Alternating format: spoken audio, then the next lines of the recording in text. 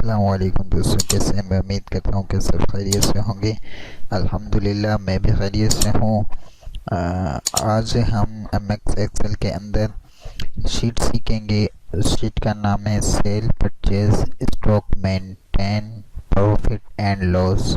ये हम आज एमएक्स एक्सेल के अंदर ये शीट सीखेंगे।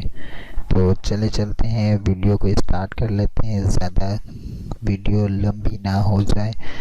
तो इसके लिए हम सबसे पहले यहाँ पर एक हेडिंग ऐड कर लेते हैं, जिसमें हम हेडिंग दे देते हैं भाई सेल स्लैश लगाकर purchase sale purchase stock maintain sheet stock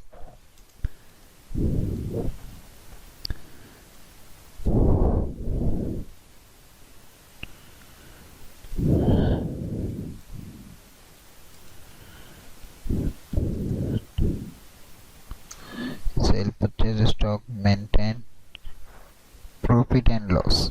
अभी उसके बाद हमें यहाँ पर टाइप करना है आइटम डिटेल। आइटम डिटेल के अंदर क्या क्या चीज़ें आती हैं? आइटम डिटेल के अंदर चीज़ें आती हैं, सबसे पहले हमें सीरियल नंबर आ गया, उसका नेम आ गया, उसकी कंपनी और उसका मॉडल।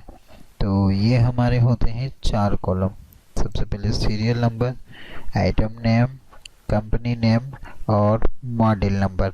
मॉडल नंबर तक ये हमारे 4 हो गए। तो हम इन्हें चारों को सेलेक्ट करेंगे। सेलेक्ट करने के बाद यहाँ से मर्ज कर देंगे ना। तो जैसे ही हम यहाँ से इसे मर्ज करेंगे तो ये 4 कॉलम्स एक साथ हो जाएंगे।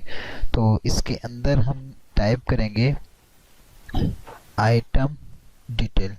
आइटम डिटेल के अंदर भी जो चीज़ हम ले रहे हैं वो कौन सी कंपनीज की है, आइटम डिटेल्स, और फिर उसके बाद वो उसका मॉडल नंबर क्या है, वो कौन सी चीज़ है जो हम ले रहे हैं, ये चीज़ें की हमारे होती है।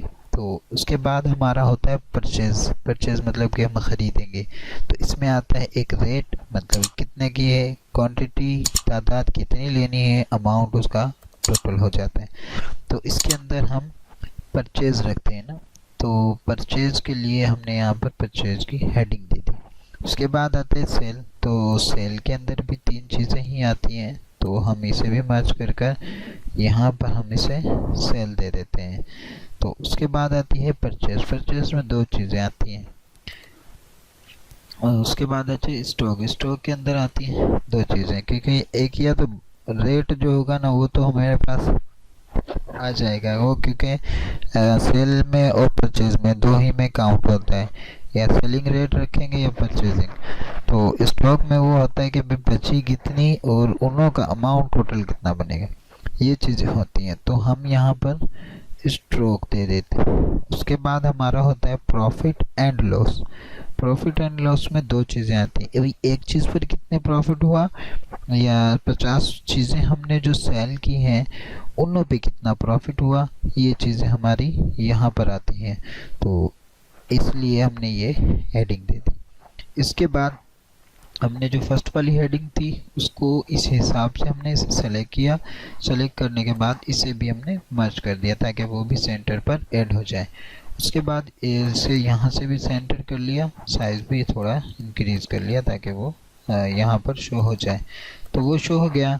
उसके बाद इन्हें भी हमने सेलेक्ट किया। सेलेक्ट करने के बाद सबको ही हम सेंटर कर लेते हैं, और यहाँ से भी, और इसका थोड़ा सा साइज़ इनों का बड़ा कर लेते हैं। सबका साइज़ बड़ा किया, साइज़ भी बड़ा हो गया, ये हो गया। उसके बाद अगर इसे साइज़ में जैसे ये बड़ा हो रहा है तो फॉर्मेट में जाकर ऑटो फिट कॉलम पर भी क्लिक करते हैं ना, तो फिर ये ऑटो फिट हो जाता है, मतलब कि जो थोड़ा बहुत ज़्यादा टेक्स्ट बाहर निकला हो तो वो एडजस्ट हो जाता है। उसके बाद सबसे पहले यहाँ पर हम जो लिखेंगे वो होगा हमारा सीरियल नंबर। सीरियल नंबर भाई जो ले रहे हैं उसका सीरियल नंबर, आइटम नेम, फिर उसके बाद आता है कंपनी।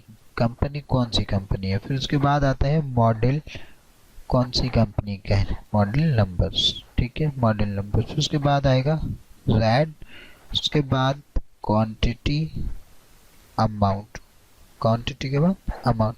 फिर ये जो 3 चीज़ें हैं ना, रेट, क्वांटिटी, अमाउंट, सेल में भी वो तीनों चीज़ें आएंगी, और जो स्टॉक होगा उसमें ये दो चीज़ें आएंगी। फिर उसके बाद जो होगा उसके अंदर आएगा पी लगाकर dot one, P dot one लगाकर PIC मतलब PECE मतलब पीस वन, मतलब कि एक पीस पर कितना प्रॉफिट हुआ। फिर टी डॉट यहाँ पर हम लगते हैं कि भाई टी डॉट के बाद हम यहाँ पर P.L पर टोटल पर लिमिट, मतलब कि जो जितने भी हमने आइटम सेल किए उनों पे कितना प्रॉफिट हो। तो इन्हें सेलेक्ट कर यहाँ पे ऑटो फिट कॉलम पर क्लिक करेंगे, ऑटो फिट हो जाएगा ये भी। तो बाद में जो भी वैल्यूज़ वगैरह होगी तो वो हम एक। फिर उसके बाद यहाँ पर सीरियल नंबर्स टाइप कर लेते हैं 1 2 3 4 5 एंड 6 तक कर लेते हैं, ज़्यादा को नहीं करना चाहिए, जितना भी आप ऐड कर सकते हैं। सबसे पहले हमने पेन ड्राइव ले लेते हैं ना, तो जैसे कि पेन ड्राइव हो गई। पेन ड्राइव के बाद हमने यहाँ पर एक और चीज़ ले लेते हैं, जैसे कि प्रिंटर ले लेते हैं, प्रिंटर। फिर उसके बाद हो गया हमारा कीबोर्ड हो गया। फिर उसके बाद माउस हो गया। फिर उसके बाद LCD हो गई, LCD। और उसके बाद रैम 2 GB, ये GB की होती है तो हमने 2 GB की रैम। फिर उसके बाद कंपनी, मतलब कि कौन सी कंपनी का है। फिर भाई ये है सांडा डिस्क। उसके बाद HP की पेन ड्राइव है। फिर उसके बाद TVS, ये भी का कंपनी है। डेल है। फिर उसके बाद सैमसंग है, क्या है, सैमसंग। फिर उसके बाद ये इसका यहाँ पे कंपनी नेम्स, रैम कौन सी की है, जैसे कि यहाँ पर डेल ही लगा देते हैं, जैसे डेल की शायद है, होती भी है, ऐसे कंफर्म थोड़ा सा कर लेते हैं। तो ये लिख दिया। उसके बाद इनों का मॉडल्स नंबर होता है, जैसे कि 105 नंबर, 106 नंबर, 107 नंबर, ऐसे करके। तो ये इनों का मॉडल्स नंबर होता है, मैंने यहाँ पर रख दिया। तो ये सीरियल्स के हिसाब से थोड़ा सा चेंज भी कर दिया, ठीक है। तो उसके बाद इनों का रेट होता है, भाई ये कितने रुपए की है, तो फिर उस हिसाब से इसका रेट भी लिखते हैं। रेट में भाई जो होगा परचेजिंग रेट में क्या होगा कि भाई हमने जो खरीदी है वो कितने में खरीदी है ना, तो हमने यहाँ पर एक इसका रेट लिख दिया 250 रुपये। भाई हमने जो पेन ड्राइव जो ली है वो 250 रुपये की ली है। उसके बाद हमारे आता है प्रिंटर हमने लिया है 15,000 रुपये का। प्रिंटर हमने 15,000 का ले लिया। कीबोर्ड जो हमने लिया है वो लिया है हमने 1500 रुपये का, 1500 रुपये का। और उसके बाद 250 रुपये का हो गया हमारा माउस। उसके बाद होती है LCD, वो हमने ली 5,000 रुपये की। फिर उसके बाद हमने 1500 रुपये का जो ली वो रैम ले ली। उसके बाद क्वांटिटी पर आ गए। क्वांटिटी के अंदर हमने क्या करना है कि उसकी तादाद बतानी, कितनी लेनी है। तो 10 हो गई, 2 हो गई, फिर यहाँ पर भी 2, और फिर 10। अपनी मर्ज़ी से लिख सकते हैं, मैं भी ऐसे ही लिख रहा हूँ, तो आपने भी ऐसे ही लिख दी, तो आप भी ऐसे ही लिख सकते हैं। फिर उसके बाद अमाउंट पर आएंगे, तो पहले हम इन्हें सेलेक्ट कर लेते हैं, यहाँ से ऐसे पहले सेंटर कर लेते हैं। फिर यहाँ से ऐसे सेलेक्ट कर सेंटर किया, और यहाँ से आल बॉर्डर कर दी, ये आल बॉर्डर। उसके बाद इसे जूमिंग कर लेते हैं थोड़ा सा ऐसे, तो ताकि वो नज़र आता रहेगा यहाँ से। उसके बाद अमाउंट पर आएंगे। अमाउंट पर हमारा फार्मूला लगेगा। फार्मूला क्या होगा कि हम इस रेट और क्वांटिटी को मल्टीप्लाई करेंगे। कैसे करेंगे, सबसे पहले हमें इक्वल टू कीवर्ड में बराबर की निशानी लग। उसके बाद हमें यहाँ पर रेट पर क्लिक करना है ना, ये एक ही रेट है, रेट पर। फिर उसके बाद मल्टीप्लाई की निशानी लगाकर क्वांटिटी पर क्लिक करना है और इंटर का बटन प्रेस कर देना है। तो ये हमें टोटल कर दे देगा। भाई 250 रुपये की एक चीज़ है, 10 चीज़ों का क्या रेट बनेगा, 2500 रुपये, तो वो हमें बता दिया। फिर इस डॉट से हम ड्रैग कर डाउन साइड पर उस चीज़ का फार्मूला कॉपी कर सकते हैं। उसके बाद आएंगे सेलिंग रेट। सेलिंग रेट में क्या होगा कि भाई हमने 250 रुपये की तो एक चीज़ ली, मगर वो सेल कितने में की ना, बेची कितने में।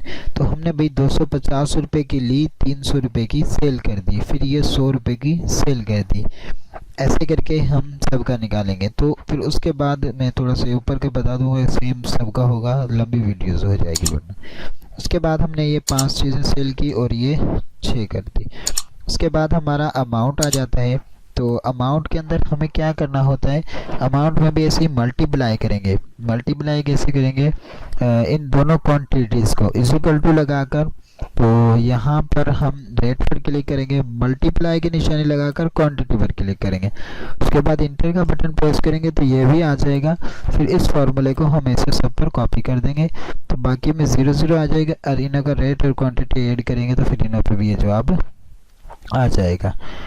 उसके बाद यहाँ पर जो स्टॉक का जो क्वांटिटी आती है ना, स्टॉक वाली क्वांटिटी के ऊपर हमें फार्मूला लगाना है।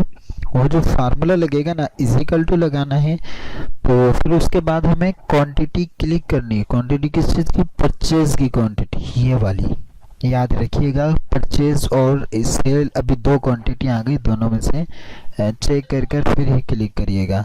अगर ऐसे ही क्लिक कर देंगे तो फिर वो आगे पीछे मसला भी हो सकता है, इस वजह से मैं बता रहा हूँ। फिर उसके बाद आपने यहाँ पर जो माइनस की निशानी लगानी, माइनस लगाने के बाद फिर सेल वाली क्वांटिटी जो है उसे क्लिक करना है। उसके बाद इंटर का बटन प्रेस कर देना है। इंटर का बटन प्रेस करेंगे फिर ये आपका जवाब आ जाएगा। फिर उसके बाद यहाँ पर रखकर फिर उसके बाद आपने यहाँ से इस फार्मूले को ड्रैग कर सब पर कॉपी कर देना है।